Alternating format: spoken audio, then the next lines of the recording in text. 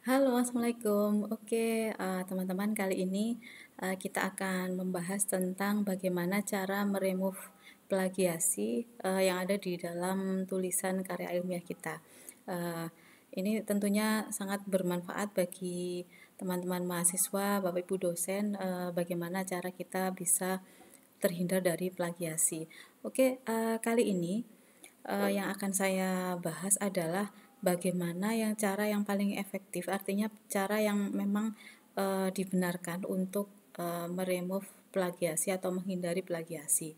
Nah, kalau dari yang saya alami ya, dari pengalaman saya dan dari saya membaca dari pengalaman teman-teman yang lain, bahwa yang langkah yang pertama yang mesti kita hindari, yang harusnya kita lakukan adalah kita harus memastikan bahwa kita melakukan sitasi dengan benar. Artinya ketika kita membuat karya ilmiah, kemudian kita mengutip karya ilmiah seseorang, nah kita pastikan untuk sitasinya itu benar.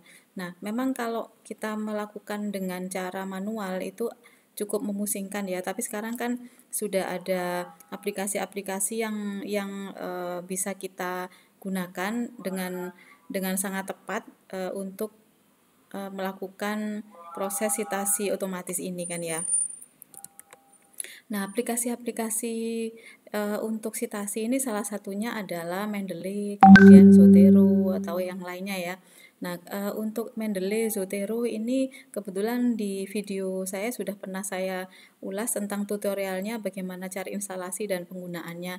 Nanti teman-teman bisa melihat di deskripsi yang ada di bawah yang saya tuliskan ini bagi yang belum pernah menggunakannya ya. Nah, kemudian yang kedua, yang menurut saya ini memang cara yang paling benar ya memang ketika kita sudah berhasil, maka plagiasi itu akan sangat terkurangi secara efektif. Nah, itu dengan cara melakukan parafrase. Nah, apa itu parafrase? Nah, ini yang akan kita bahas lebih dalam video ini, seperti apa parafrase dan bagaimana melakukannya, dan kita sekaligus akan mempraktekkan bagaimana proses parafrase. Oke. Nah, apa itu parafrase? Parafrase ini adalah salah satu penyajian kembali sebuah karya tulis ke dalam bentuk karya tulis lain tanpa mengubah atau bahkan menghilangkan makna dan inti dari karya asli tersebut. Jadi seperti itu definisinya ya. Nah, kemudian kalau ciri-cirinya itu yang seperti apa? Nah, ini adalah ciri-ciri untuk parafrase ya. Yang pertama adalah bentuk tuturannya berbeda. Jadi cara bertuturnya itu berbeda, artinya kalimatnya berbeda, cara penyampaiannya berbeda, bahasa penyampaiannya berbeda, makna tuturannya tetap sama gitu ya. Kemudian substansi tidak berubah, itu ciri-cirinya. Jadi intinya dibahasakan dalam kalimat lain tapi tidak mengubah arti. Kemudian kalau jenis parafrase itu ada dua sebenarnya ya, parafrase bebas dan parafrase terikat. Biasanya kalau untuk parafrase karya-karya ilmiah seperti jurnal, kemudian skripsi atau yang lain ya, penelitian, itu umumnya adalah parafrase bebas gitu ya. Jadi kita tidak terikat dengan kalimat yang asli harus sama kalimat-kalimatnya, kecuali memang istilah-istilah yang memang harus disertakan. Tapi untuk susunan kalimat dan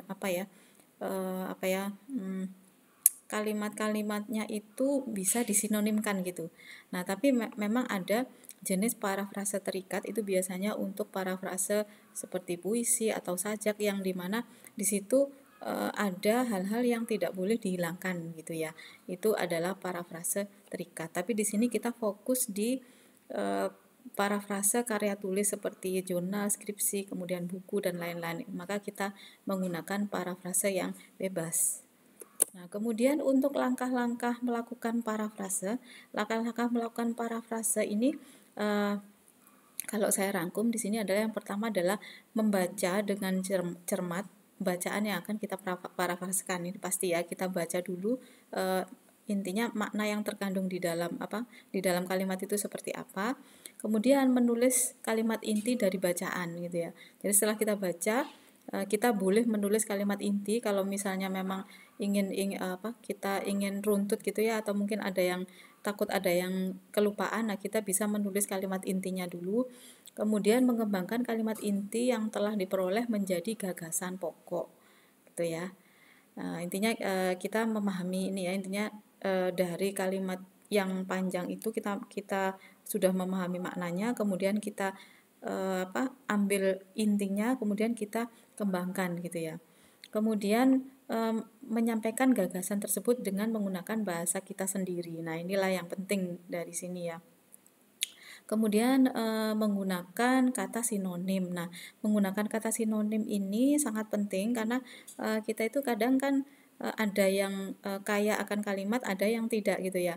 Nah, nanti di video berikutnya akan saya berikan tutorial bagaimana melakukan proses sinonim secara otomatis menggunakan aplikasi. Tapi kali ini kita fokus untuk bagaimana sih melakukan parafrase, dan kita akan coba dibuktikan sebelum diparafrase sampai dengan setelah diparafrase itu perbedaannya apa gitu ya.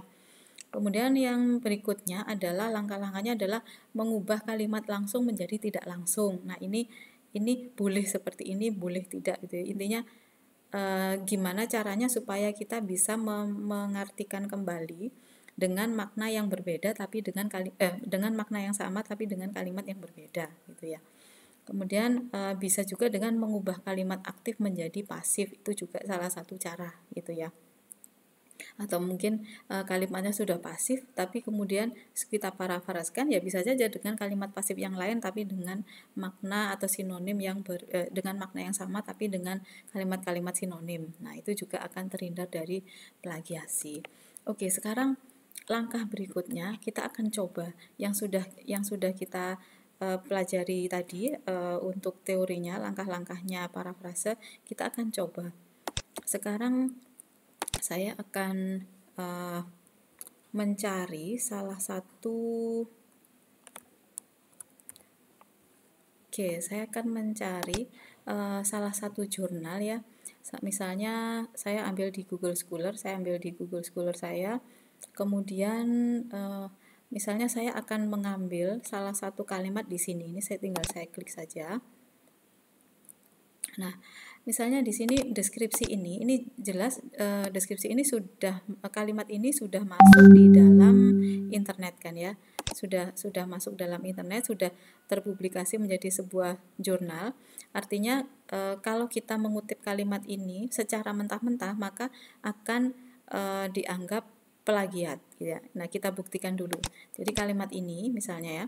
Kalimat ini saya kopas, saya copy, saya salin, kemudian saya masuk ke aplikasi plagiarism.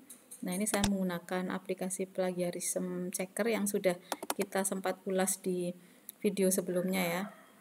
Nah, saya menggunakan yang free di sini. Teman-teman bagi yang belum bisa mencari di video saya ya. Nah, di deskripsinya saya masukkan juga deskripsi yang ada di video di bawah ini.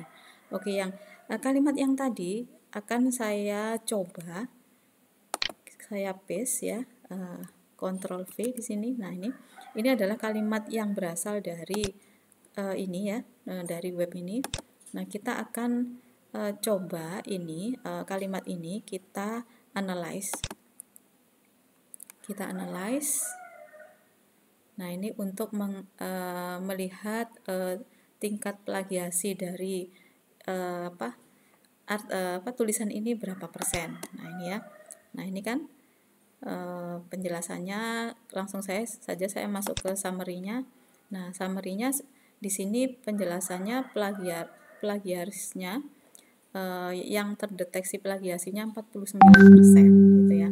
Sedangkan yang unik artinya yang tidak dianggap plagiasi adalah 51% gitu ya. Jadi kalimat itu memiliki tingkat plagiasi atau tingkat similarity-nya 49%. Nah, sekarang kalau misalnya saya ingin ubah, saya ingin menggunakan ini, otomatis kan kalimat ini jelas memiliki plagiasi tinggi gitu ya. Nah, saya akan menggunakannya. Saya akan menggunakannya ke dalam bentuk yang sudah diparafrasekan. Nah, ini sudah saya siapkan ya kalimat yang tadi. Nah, kalau saya paste ya kalimat yang tadi kan ini ya. Nah, kalimat yang tadi ini, nah itu kita mesti lakukan proses parafrase atau paraphrase satu persatu kalimat. Nah, ini sudah saya siapkan sebelumnya. Jadi di dalam kalimat yang pertama ya, kalimat yang pertama ini sudah saya siapkan seperti ini. Jadi misalnya kalimatnya misalnya begini, dalam suatu instansi diperlukan sebuah proses pemasaran untuk mempertahankan keberlangsungan sistem pada suatu instansi tersebut. Nah, kalimat ini harus kita ubah sehingga tulisannya berbeda tapi maknanya sama. Misalnya saya ubah menjadi seperti ini. Proses pemasaran menjadi bagian penting dalam keberlangsungan sistem dalam sebuah instansi. Nah, itu saya menuliskan hasil yang saya beri tanda merah ini, hasil parafrase ini adalah berasal dari saya membaca, kemudian memaknai maksud dari kalimat ini, kemudian saya artikan kembali dengan bahasa yang berbeda. Nah, demikian juga yang ini. Kalimat berikutnya misalnya, oleh karena itu perlu diciptakan sebuah media promosi yang menarik dan efektif. Penulis merancang media promosi Universitas Widyagama Malang dengan konsep animasi 2 dimensi. Nah, ini kalimat yang penting di sini adalah media promosi ya kan, kemudian menarik dan efektif, kemudian merancang media promosi. Maka di sini kalimatnya saya ubah menjadi begini. Maka suatu terobosan baru seperti media promosi, ya ini tidak saya hilangkan untuk media promosi, tapi yang atraktif dan efektif, jadi menarik saya ganti atraktif. Salah satu rancangan yang diusulkan adalah media promosi Universitas Widyagama Malang dengan pendekatan 2 dimensi. Nah, ini saya mengartikan lain dari kalimat ini. Penulis merancang media promosi Universitas Widyagama Malang dengan konsep animasi 2 dimensi gitu. Nah, kemudian contoh lagi misalnya, hal ini dikarenakan sebuah informasi akan lebih mudah diserap dengan penyajian informasi melalui audio dan visual. Nah, ini kalimat yang penting di sini adalah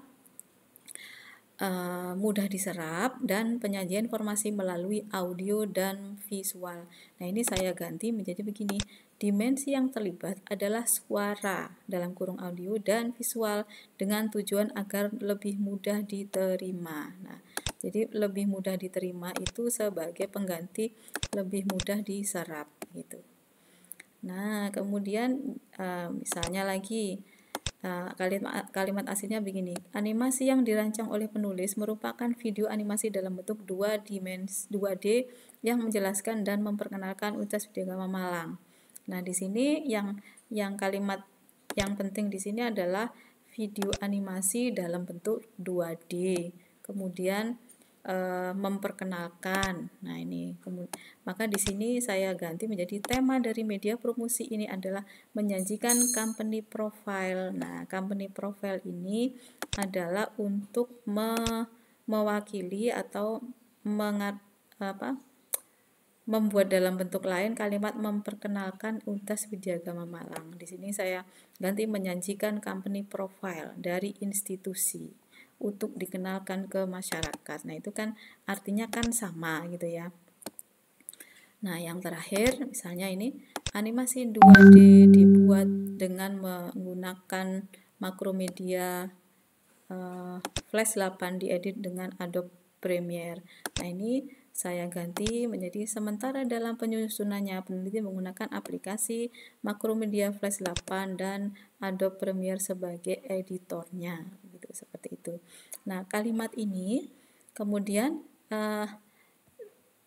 berarti kan yang bertanda merah-merah ini ya sudah benar, artinya sudah diganti, kita hilangkan yang aslinya, kemudian kita coba kita bandingkan ya. kita bandingkan hasilnya. Nah, kita bandingkan hasilnya, kemudian kita copy, Ctrl C, kita coba ke aplikasi plagiarism. Seharusnya ada ini ya, seharusnya ada perbedaannya. Nah, ini kita coba cek ya, menggunakan plagiarism checker, kemudian kita analyze dari yang sudah kita paraphrase tadi, kemudian kita coba klik analyze. Nah, ini seharusnya berkurang ya. Nah, kita tunggu plusnya, oke. Nah, ini sudah. Nah, kita cek hasil summary-nya. Nah, ini kan ada perbedaan tadi 49%, sekarang plagiarismnya yang similarity-nya adalah 12%. Nah, gitu ya.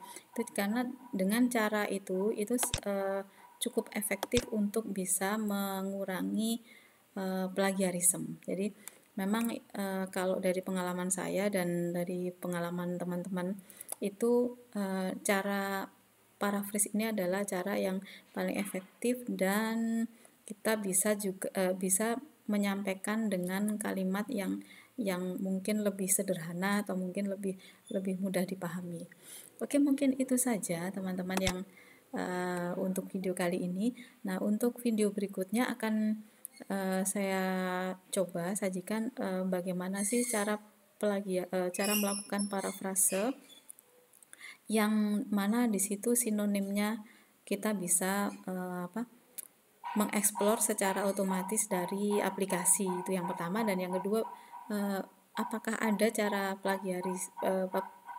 untuk meremove plagiasi tapi dengan cara yang instan, dalam tanda petik instan, tapi tidak dibenarkan. Itu akan kita sajikan juga dalam video berikutnya.